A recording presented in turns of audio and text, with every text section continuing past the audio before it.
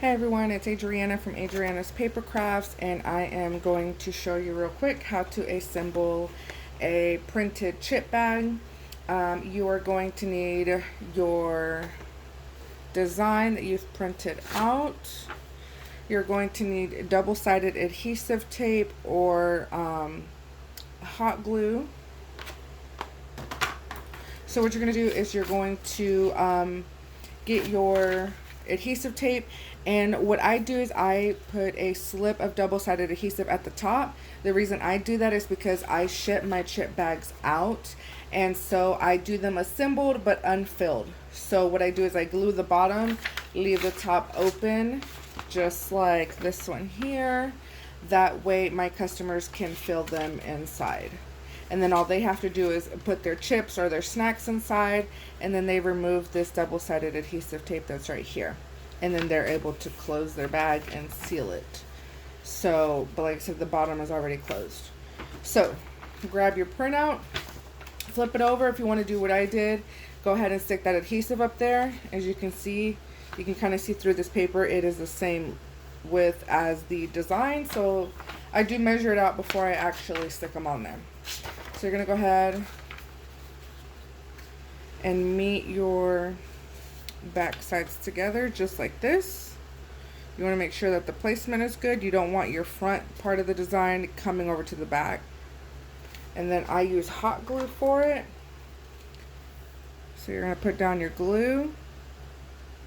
I recommend hot glue or, again, double-sided adhesive.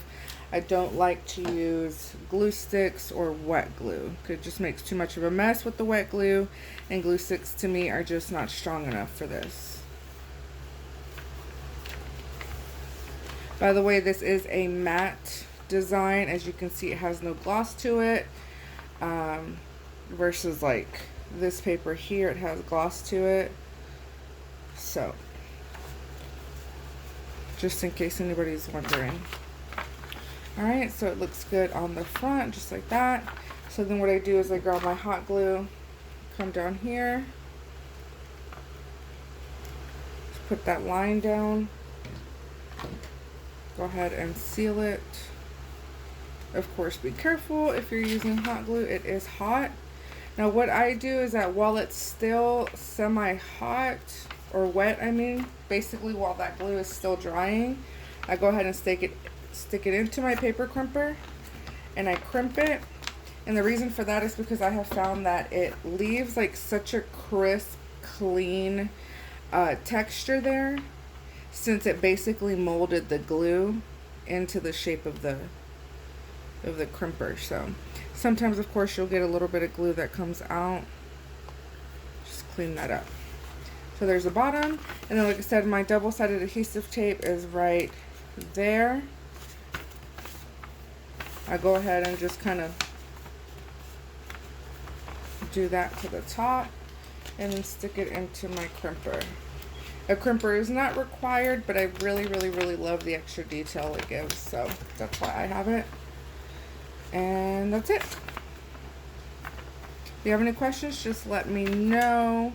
I do have other videos already up as far as how to design a chip bag like on the computer, how to come up with the design, as well as any information you need to know as far as like what papers to use or what kind of paper I recommend, what kind of glues I recommend, and then just tips on how to come up with a really good design for your chip bag. So just check out all my videos. If you have any questions, like I said, just let me know. You can find me on Facebook or Instagram. It is Adriana's Paper Crafts.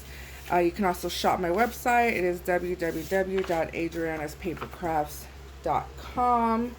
And if you want more templates, tutorials, free advice, things like that, you can go to Facebook and just search Adriana's Paper Crafts group, and you can find me there. Alright, I'll see you guys next time.